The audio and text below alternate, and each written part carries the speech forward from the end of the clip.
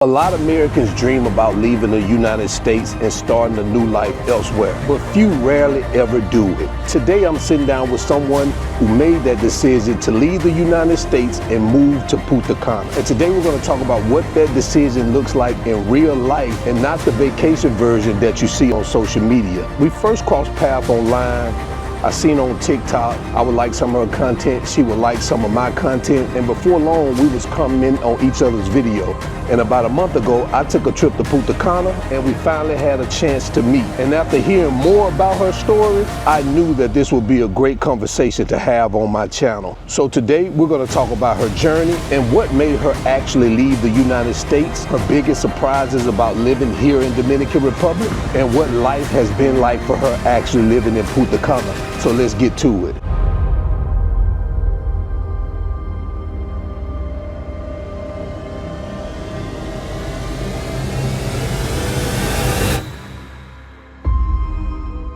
So Maria, welcome to the channel. Thank you, Jay, for having me. Man, it's a pleasure. It's a pleasure. So we're gonna go ahead and get started. Before we get into the Dominican Republic stuff, which I know that's what people want to talk about or people want to hear. So let's talk about where you're from in Virginia and what was life like there for you. So I'm from Newport News, Virginia, born and raised. A lot of people call it Bad News, Virginia. I don't know why. Maybe the people from there are bad news. Right. I'm not. I'm always good news. But I grew up there, went to high school there. But I tell a lot of people I'm from Atlanta, Georgia, because the last 13, 14 years I've moved from Atlanta. So what were you doing in the U.S. before you moved here? So before I moved here, I had my own business. I still do. So I'm still doing the same thing, but most of my work I can do on the computer. So what I do is I wholesale real estate, and mainly wholesale in a small part in Fayetteville, North Carolina. And essentially what wholesaling real estate is, I find properties that need to be fixed up, and I get them under contract at a discount, and I will sell that contract to an investor for a higher price. Sometimes 10, 15, 20, sometimes even 30,000 just for the contract, depending on how good I negotiate the deal. But what I realize is most of my time is spent speaking with sellers on the phone and finding properties online, and it was something that was easily transferable that I could do here in the Dominican Republic. I didn't necessarily need to be in the United States to do it. So I said, why not just live in paradise and keep working? It's a lot of work. It is a lot of work. It's not for the weak. So if you're gonna do wholesaling virtually, you need to have a boots on the ground. So you have to have somebody that can walk the property, that can take pictures, that can show your investors inside. So it's important to have that. It would be very hard to do it virtually and not having anybody there. It's a lot of headaches. So it's like the bigger the issue with the property, the more potential for the profit. So there's like you have squatters. We got a lot of those houses where you have squatters in there. You have to kind of get them kicked out, but you can usually get those houses for like pennies on the dollar because the owner is just tired of dealing with it. So they just want to get rid of it. But then we have to come in and try to fix the problem so we can resell it. So for the people who knew you back then in Newport News, Virginia, they would have ever thought that you would have moved to the Dominican Republic? No, I don't think the people in Newport News or Atlanta. I'm a very spontaneous person. Actually, they probably, because I'm very spontaneous, so they probably would say, yeah, that's Maria. Like, she's crazy. But I'm trying to think what people would have thought I would be doing, because I sing, so a lot of people don't know that. I didn't know that. Yeah, I studied music in school, so people probably would have thought I would have gone off somewhere to do something in the arts. But here I am with real estate, but living in the Dominican Republic. So back then, were you consider yourself adventurous, routine driven, or risk taker? Always adventurous, always been a risk taker. I have a routine, but I'm not like a rigid type of person. So I like to be flexible. I like to be open to change, and I think that is one thing that has allowed me to live here in the Dominican Republic. There's so many people who just wouldn't even take that risk because they couldn't fathom, like, how do I just pick up and move to a whole other country? A lot of people can't fathom that, No, and I think that you'll find the people that do move here kind of share those same qualities, the same traits. They're absolutely a little more risk takers. They're okay with the unknown. They believe in themselves. I would say a lot of people who do move abroad are a very confident type of people. They don't have to have that everything perfectly in place. I don't know. What do you think? Is that that type of people, that characteristic? Yeah, I agree. I think most people who move abroad, whether it's here or somewhere else, they are risk takers. I mean, you have to be.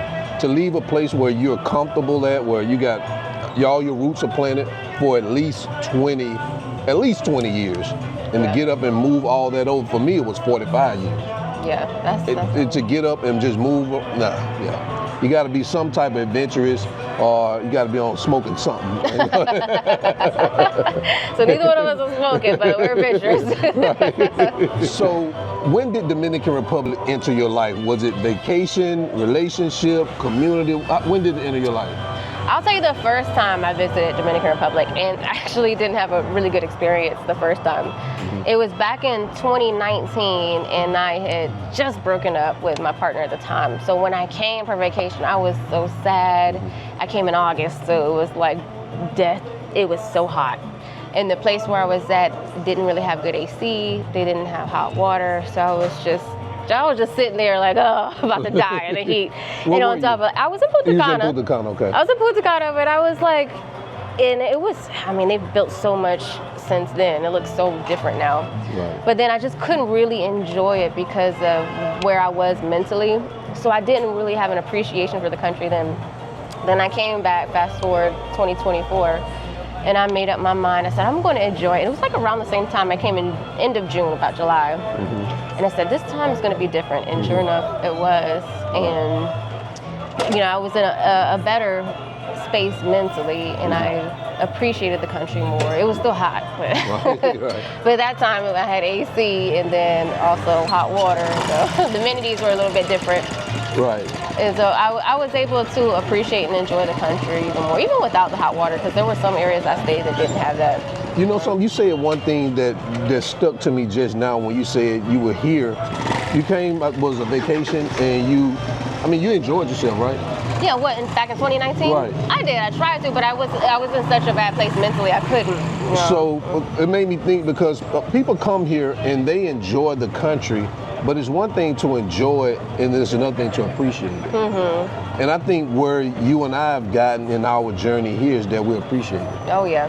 And so those are two different things. It's one thing to come over here and enjoy, you know, go to resorts, enjoy all the, you know, the things that DR has to offer. But it's another thing to live here, because if you're going to live here, you're going to have to appreciate it, because Dominican Republic is Dominican Republic. Exactly. You know, it's going to be Dominican Republic, and no matter what you do or how you feel about it, it's not going to change. So you got to be able to appreciate the culture. So that's one thing I picked up on when you said that. Yeah, it's definitely a different culture, a different vibe than, you know, obviously United States, or I'm trying to think if there's a particular state that's close to the Dominican culture. Maybe New York, there's some areas in New York, but there's nothing quite like it that I've seen in the U.S. It's not for everybody, Right. but I happen to love the culture and the vibe here. So at what moment did you go from actually visiting to saying, you know what, I may actually live here? I think I made a post. So when the second time I came, I had a plan to travel the world for a year, and I was gonna stop 2 to 3 months at each location. And Dominican Republic was my first stop. And here I am almost 2 years later. I never went to the other locations. But I think it was like the first or second week into my vacation this last time, I was like, I think I want to stay. I made a post, it's on my Instagram. I said, I think I want to stay here forever. Right. And by the end of my trip, I did go back to the United States for a month, but I came back. But I said, yeah, I think I want to live here. I think this is the spot for me. Yeah, pour me up before it gets too hot. This is also something you don't see in the United States. Right. You can't just sit at the Comado. I don't even think you can drink out in the open. You can't drink. No. You can't have it open containers. You can't have it.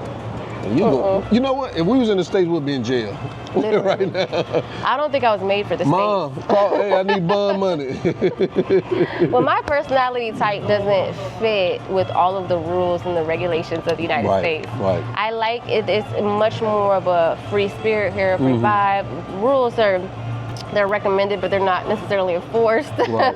As far as like traffic rules, things like that. Right. But for my personality type, I find it refreshing. Because some people like those rules, they like those regulations, they like that guidance. And You know, I tell people, as long as you're not hurt anybody, Exactly. kill, rob, steal, abuse women, abuse kids, what else it is? It's one more. You're gonna be okay. As long as you're not violating any of that, you can pretty much do whatever you want to do to a certain degree. You know, in the States you have these boundaries. Over here, it's okay to cull outside the lines every now and then. I mean, you don't want to make that your lifestyle, but every now and then if you cull outside the lines, you're not going to get dinged for it, go to jail, get a ticket, citation, or you know what I'm saying, something like that. I think I saw a video that you made about PTSD with the police, Oh, and that has completely gone here. Like, I'll joke with the police. At first, I remember getting pulled over in Samana, and we were on a boogie. Me and my girlfriend, we had went to vacation in Samana, and we went to 7 playas out there. We were riding on a boogie, and then there was a traffic stop with the police, and they pulled us over. They were coming here, and they were so serious, and I was like, oh, I'm about to go to jail. I don't have a license or anything. And he was like, where are you going? We were like, we're just going to the beaches. He was like, where are you from? I'm like, the United States. And he acted like he was about to lock us up, that he was like, nah, I'm just joking. Y'all go ahead and go on and laugh. And I'm like, wow. I was like, it's so different than in the United States. When I get stopped, I'm legitimately scared a lot of times, because I've had some bad experiences. Me too. Getting stopped, like for nothing. For nothing. And I'm like, so I've always had a little bit of PTSD with the police in the United States. But here, it's like you can joke and laugh. But yeah, it's like there you don't know how the encounter is going to end. No. You really don't. You don't know, because the police doesn't, here they don't exercise that type of authority. Like, they don't approach you like, I can determine right now what's going to happen to you. In the States, the hands on the gun, you know, they know right then and there what they're going to do with you at that point in time. Exactly, yeah. I've been in some situations where I was a little scared. Thankfully, nothing has happened to me, but, you know, been, you know, I would say a target of racial profiling, I would say. But thankfully, that doesn't really happen here. What problems were you trying to solve in your life back then that ultimately kind of led to you saying you wanted to leave the U.S.? I wasn't necessarily looking for a solution to a problem. It's just when I moved here, it kind of illuminated all of the issues back at home, where I was like, They can do that, right? It's like, whoa, life is so much different here. It's just so calm, it's so tranquil, it's so, like I said, with the police, like I don't have that PTSD. So I noticed, like, here I can actually live my life. Whereas back in the States, I felt like I was only living just to work. Like my whole life was surrounded around work. And you'll hear that from a lot of people who move abroad. Like that's probably like the number one thing I hear. Is like, so basically what it does is, I hear what you're saying, it kind of illuminates what you were missing. exactly. Yeah. You know, it wasn't like a problem, but you kind of realized, you know, I'm missing this, and it felt good. I didn't know I needed it until Right. I got here. Exactly. Once I got here, I was like, this is what living life feels like. It was kind of like, wow, I feel like I'm actually living now. Whereas before, a lot of times you don't even realize it. You're just so plugged into the system Right. that it's just a part of who you are. That's how we were grown up into the system. Right. So we don't realize it's a problem until you go somewhere else and you realize how other people live their life, how different things are outside of your home country. What scared you the most about the idea of moving? I'll say in general, I'm not a person that operates in a lot of fear, but my ability to continue to earn an income, especially being outside of my country, because here also you don't want to work as much. I mean, you want to work, but it's like you want to relax too. I would say that was probably my biggest thing, like to continue earning income, but I'm not really a person that's afraid of much, I will say, but that would probably be my biggest. So when you told people that when you went back to Virginia, or Atlanta, when you went back to Atlanta, or either Virginia too, and you told your friends, hey, I'm moving to Dominican Republic, what was their reaction? They're like, are you crazy? You everywhere. Literally that, because I'm literally a person that's everywhere. Yeah. They're like, you in Dominican Republic now? So yeah, I was like, yeah, I think I'm gonna stay here for a while because you know I'll hop around different states. I'm a person that likes to be on the move. Free spirited. Definitely a free spirit. You can't hold me down. You can't lock me down. I need another free spirit. Thankfully, my girlfriend is a free spirit as well. Yes. Okay. Otherwise, I would feel too tied down. Like I don't like to live in a box, I would say. Right. Like I want the ability to be able to go and do what I want. But I love it here so much. I haven't even thought about like leaving here. Maybe moving to another part of the island, right. But ultimately staying within the country. Right. Because people ask me like, are you gonna visit anywhere outside Dominican Republic? It's like, yeah, maybe. I mean, I'm still enjoying myself here. We have everything right. here. We got mountains, rivers, beaches. I mean, some of the most beautiful landscapes. You got the city here in Santo Domingo. Right. So like right now, I don't have a desire to even go anywhere else. Like I'm not done exploring this island yet. Exactly. So. What do you think the misconception that your friends and family had about Dominican Republic? A lot of people thought the island wasn't safe. A lot of people were concerned about my safety. They're like, why they live in Chicago? Or the U.S. in general. Yeah, right, I'm like, it's so funny coming from somebody from the United States of America telling me to be safe. Right. I always tell them, no, you be safe. Exactly. Yeah. That's sort of my reply. I'm like, no, you be safe. I mean, when you have the most mass shootings out of any country in the world. Right. So, like, you know, safety, I do feel a lot safer here than I not to say that crime doesn't exist here. Well, a lot of times what you'll find is like petty crime, like, you know. Isolated crime, or not a lot of random acts of crime that you would see in the United States where you could just be walking in the mall and then next thing you know, somebody's shooting it up. Like, are you concerned of sitting right here at the corner store? No. Yeah. No, and I've walked around Baron Punta Cana like at night, and the people are always telling me, you know, be careful, because I understand, but when I've lived in places far more dangerous, you're like, okay, yeah, like I'm not. I mean, Atlanta ain't the most safest place in the world anymore. No, there's parts of Atlanta that look like a war zone. I mean, I've had some things happen in the U.S. that, thank God, I've never seen here. But I remember being out in a club in Atlanta, and we were leaving, my friend and I. It was like 2-3 o'clock in the morning, and there was a shootout in the parking lot, and we were running and ducking. Right. And so those are things that happen commonly, like in the U.S., whereas I've never, knock on wood, I've never been involved in a shooting here. You've been here, 5 years? 5 years. Yeah. I don't even see a lot of fights happen. Right. Yeah, that's not some. The people here are like just a very happy, you know, type of want to party and have fun, but without the drama. Right. Type of people. Right. That's been my experience anyway. Do anyone think you made a mistake? Not that I know of, or they haven't told me. My mom at first, she was like, I want you to come back, just because she missed me. Like, come back, you know, come stay with me. But now she's like, stay there, because there's so much going on. If y'all aren't aware. She's like, stay there, because I may need to buy a house there at some point and escape. Is she in Virginia? No, she's in Atlanta. Oh, she's in Atlanta too, okay. But there, you know, there's so much craziness going on right now. Like, sometimes, like, I have to unplug myself from all the craziness, because out here, we're not really dealing with that. Like all the crazy stuff going on with the news. Like, we're kind of in our own little bubble here in the Dominican Republic, where it's like, all right, we're happy, we're chilling. Yeah. But then I go and talk to my family at home, and it's like, oh my God, did you hear this and this and this? And we're at war with so-and-so. And I'm like, oh my goodness. Do you remember the day you landed here and you was thinking to yourself, hey, this is no longer a vacation? So when I landed, I wasn't thinking that. I was thinking vacation. When did I decide? I want to say, for sure, like within the past 6 months, I was like, yeah, I don't think I don't want to go back ever. I do want to go back and see my family, but I think it's going to be a while before I go back. They're going to have to come here to see me. Right. I think it'll probably be at least a year before I go back. Gotcha. Because I felt like, even though I knew I moved, it was planned and intentional for me. Mm-hmm. But even when I landed, you know, I was still thinking it was a vacation. Yeah. I don't know why, you know, and it was just different. Like, it took me almost like 3 months to realize that I'm living here. Maybe 6 months. Yeah.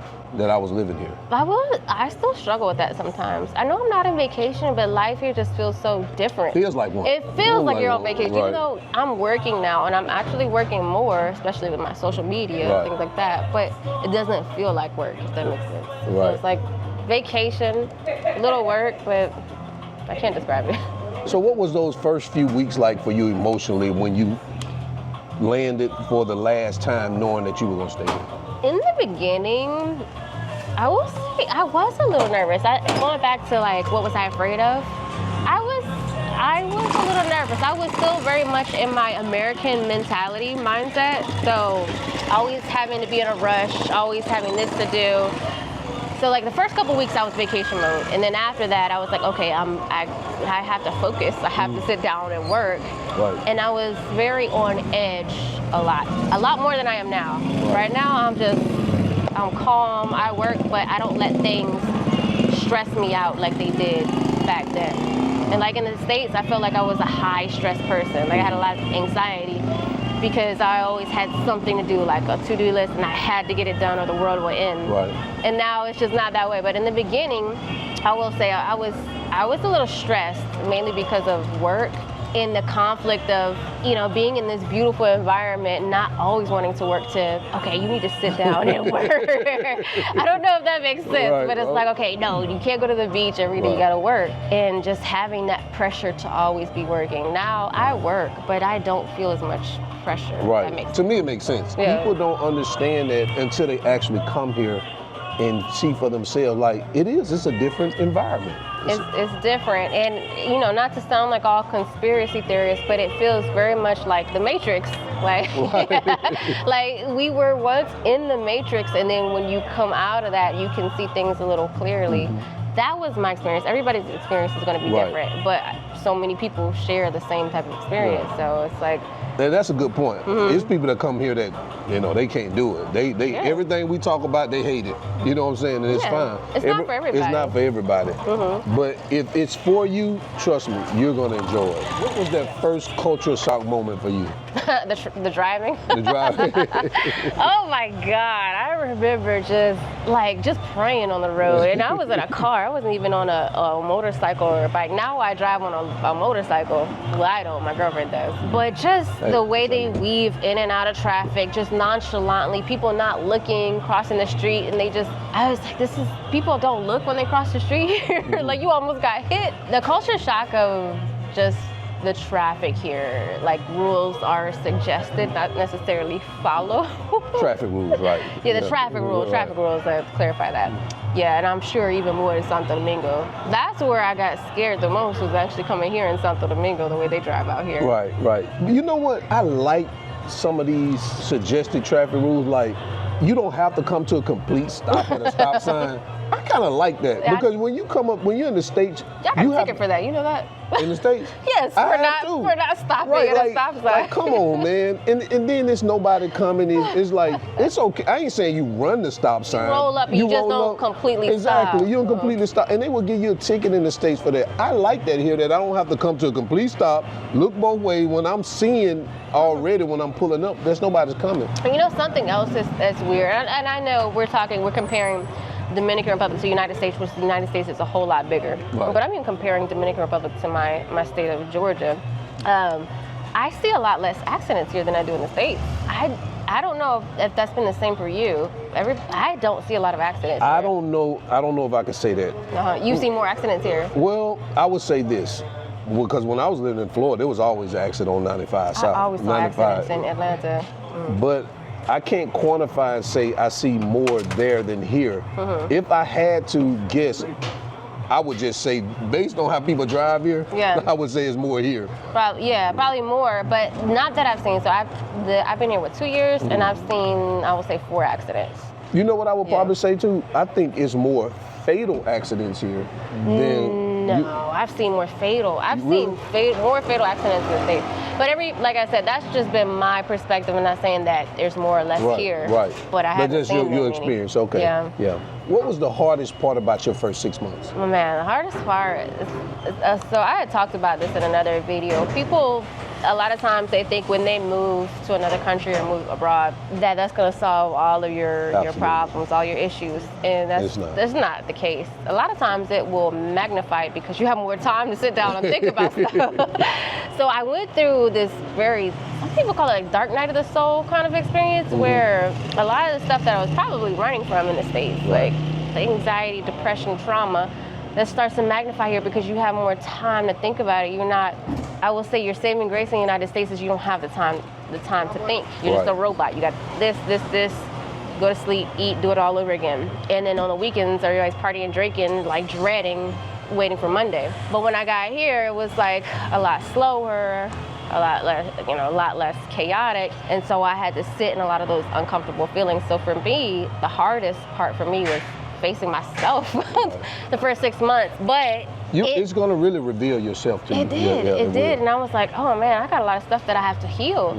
And thankfully, I'm still healing, but I feel a lot less of that now. Like I used to get seasonal depression back in the States all the time, like around the winter time, I would be hella depressed. Now I'm noticing I'm much more lighter. I feel much more at peace. Not saying I'm always happy, but it's a big difference. Key thing. Right. It's a big difference than when I was in the States. Yeah, you're not always happy every day. People think you're always happy. No, you still have the same emotions, but for me it was a big healing journey the first 6 months to a year. And after that I felt more at peace with myself. Was there ever a time where you thought you made a mistake? As far as moving here, no. I did question, like, okay, can I stay here? Because, it goes back to the income, like always producing income. It's a lot easier for me to make income while I'm living in the U.S., like especially with my job, boots on the ground. But at some points I did question, could I sustain myself living here? But then after that, no. What challenge have you faced here that forced you to grow? Okay, so a couple. The first challenge was I didn't speak Spanish when I got here. And my girlfriend, she's Dominican, didn't speak any English, and the people that I hung out with. So how I actually came here is my brother's ex-wife is Dominican. Okay. And I have a niece that's half Dominican. Okay. So her mom lives here. Her mom doesn't really speak a lot of English, but I was kind of hanging out with her mom. She's staying at the place that she had for me, and all her friends, family, they all spoke Spanish. So I was around everybody. I wasn't around any expats or any foreigners my first year here. Right. I didn't find you and Jamie and Jonah until like a year later, and I'm like, I'm around locals. Right. So that was so challenging for me because Spanish in general is hard, but Dominican Spanish is another level of hard because they speak so fast. And so I just had this burning desire, especially because my girlfriend was Dominican. I was like, I have to learn this. Like I'm determined. And I can remember my girlfriend invited me to her sister's friend's house, and we were all like drinking, having a good time at the pool, and we all kind of sat down in a circle, and everybody was having this intense, deep conversation, just laughing, and I couldn't understand anything, but I was just sitting there like, one day I'm gonna understand. I was paying so much attention because I wanted to know what they were saying. One, because the conversation looked like it was so good. And how much do you understand now, percentage-wise? I would say I understand about probably 80%. 80%? Yeah. Okay. So I'm pretty fluent. Like, for example, I'm here with my sister's girlfriend. She doesn't speak any English. Right. And we had a whole conversation on the way here. I was kind of forced, and I feel like that's the best way to learn. Right. It was funny because my, I call her my ex-sister-in-law, my brother's ex-wife. Right. I met her dad, and he was like, the fastest way for you to learn Spanish? And I was like, no. He was like, get you a girl that don't speak any English, and you'll learn. He was like, that's how I learned English in 4 months. Yeah, I just got to lock in. Well, it's harder because she speaks English. Right, so. It is. It's definitely harder. So what a part of the Dominican culture was harder for you to adapt to? I don't know if this is part of the culture, but a lot of, for example, the services here, they're a little slower and inefficient, I'm not gonna lie. Yeah. Not everywhere, but in general. Right. I was accustomed to a certain level of efficiency in the United States. Right. Like, if I needed somebody to come over and fix something in my house, like they say, all right, I'll be there today at this time or tomorrow. But somebody will say, okay, I'll be there tomorrow, and then it'll be like 2 weeks later, and they come to fix it. And so in the beginning, I was like so frustrated with the island time, like how people just kind of move on their own timeline. And then you kind of get used to it and you get accustomed to it. Like, people just are not in a rush. Like in the States, that pressuring people, that doesn't work here. Like, you need to come here on a flight. Like, that doesn't work here. Yeah, they're not in a rush. And it's not that they don't care, they're just not in a rush. They're not in a rush. They're like, I'll get to it when I get to it. They're less stressed than we are. Like, in the States, we're so like on edge all the time. Like, it has to be done this way or I'm gonna blow a gasket. Here, they're like, nah. What do you think some things Americans struggle with when they first move here? That was one of my, like, opening a bank account, and oh man, that was a process. Just in a way, it's a small struggle. It's a very small price to pay for the beauty of this country.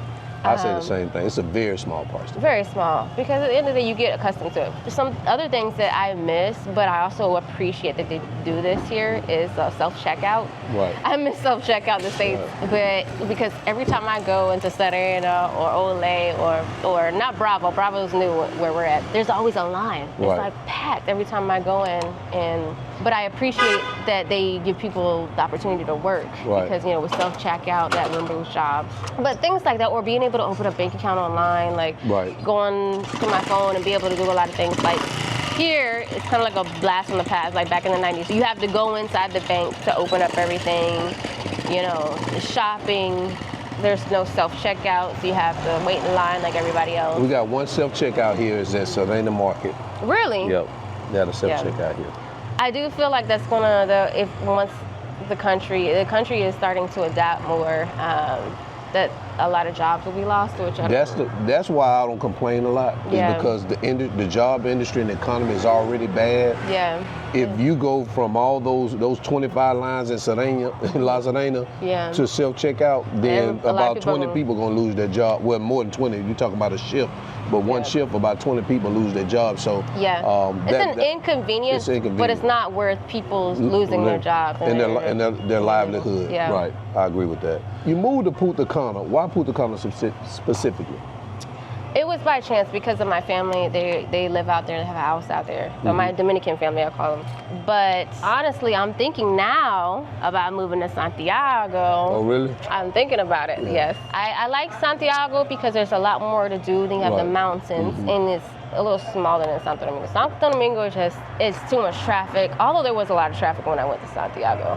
I think I kind of like the vibe of Santiago. The food's really good in Santiago. Punta Cana is nice, but it's a little bit too touristy for me. Yeah. Actually, I would say Punta Cana is a good first stop because it gets you acclimated. Like, there's not a big culture shock because you still have places like Vista Cana, which is very much Americanized. Right. You have a lot of your amenities that you had in the United States. So if you're accustomed to that, Punta Cana would be a good first stop. But if you want more of like a local vibe, I would even say Santo Domingo or Santiago would be good. So what does a normal day look like for you? Normal day, getting up, walking my dogs, cleaning, doing some cleaning, cooking breakfast, and then hopping on the computer. I have very little that I have to do with my real estate business, like make a few calls and texts, and then I'm recording.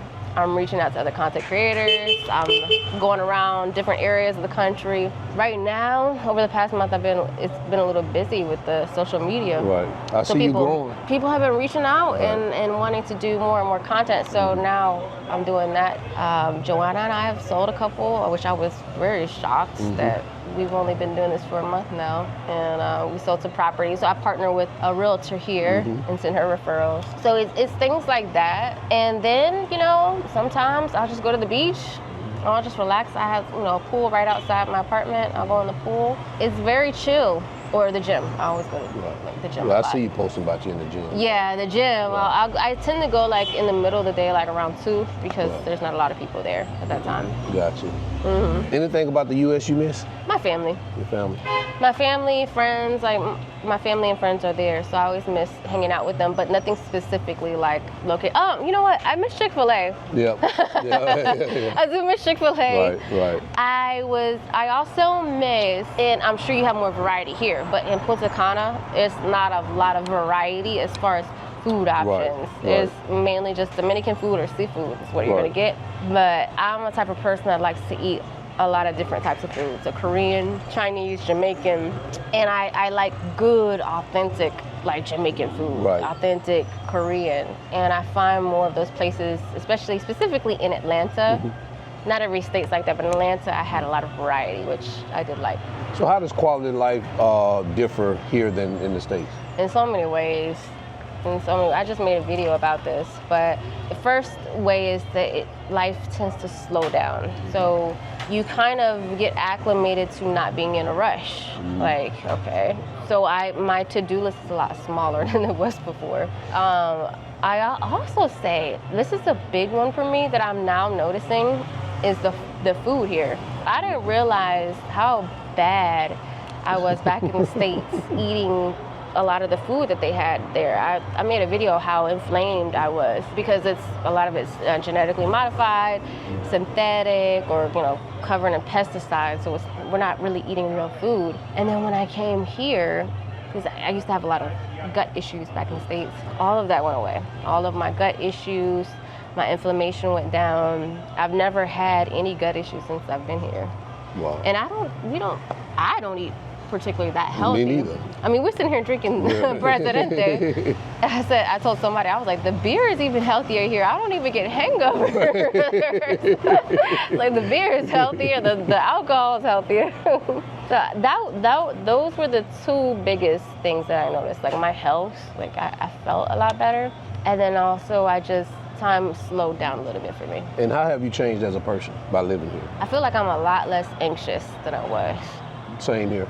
Yeah, I worry a lot less. Yeah, I worry a lot less. Yeah. I've developed more patience. Yes, yeah, more patience. I also surprisingly feel more connected to God. I wasn't a very religious person back in the States. For whatever reason, I have connected more. I pray a lot more here, and I just feel more connected to God. I don't know if that was the Dominican Republic in general or just whatever spiritual transformation I went through while I lived here. What advice would you give someone that's looking to move here? Do it. Do it. Do it. I feel like people, a lot of times, they'll overcomplicate things. Obviously, you want to have, a steady source of income. But if you're the type of person to overanalyze every little thing, don't. Just, pick up and do it. Pray. God will take care of you. Right. He's always taken care of me. So. Is there anything that people should understand about this lifestyle here before they make that leap? Yeah. So this lifestyle is very vibrant. It's very loud. Like, music is a part of the Dominican culture.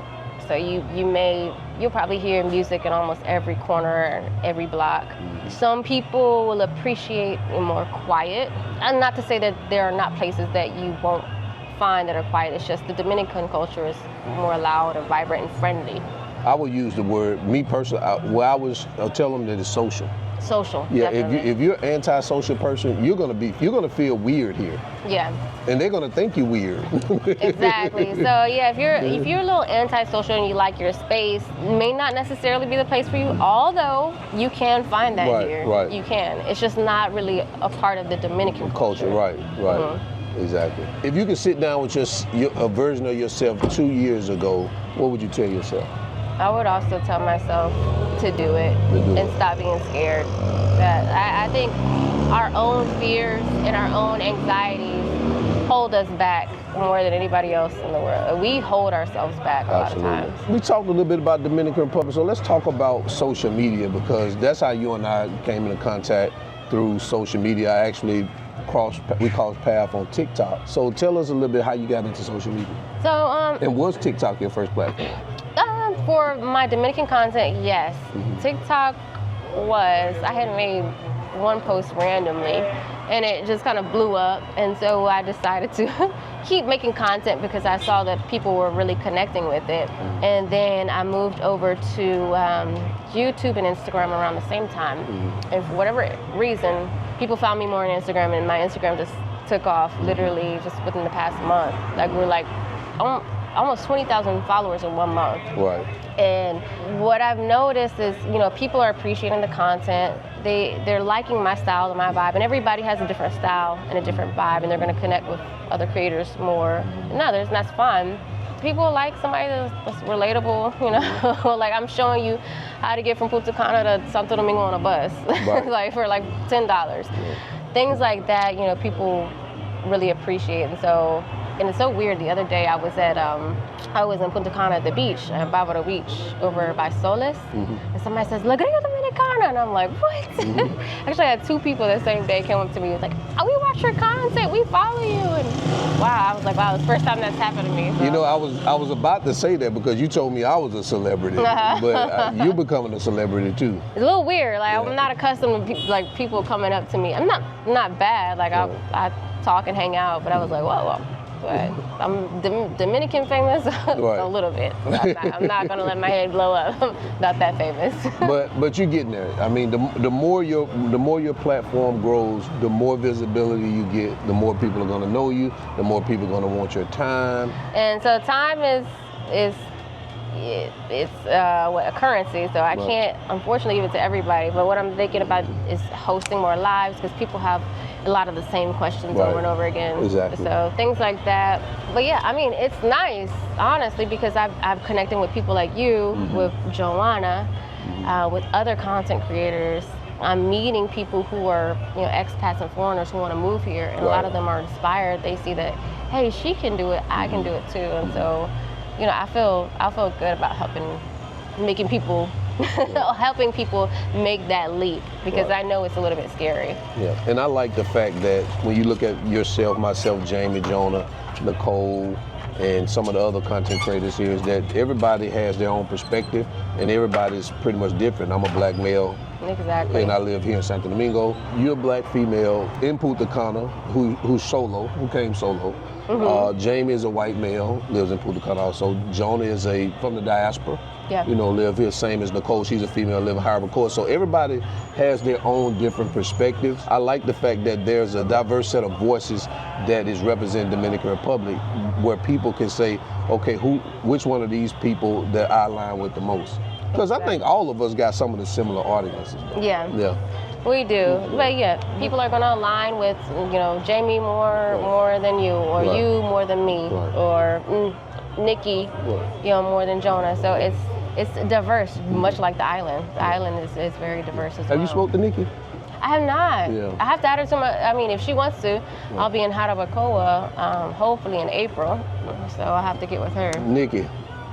She's gonna reach out to you. She's gonna come to Jarabacoa. You guys need to collaborate. Yeah, she's gotta show me around Jarabacoa, because I'm looking forward to that. So what are you looking to do with your social media? I'm looking to continue to grow it and connect with other, expats, foreigners who are maybe interested in moving here, want to know the area, and even locals here.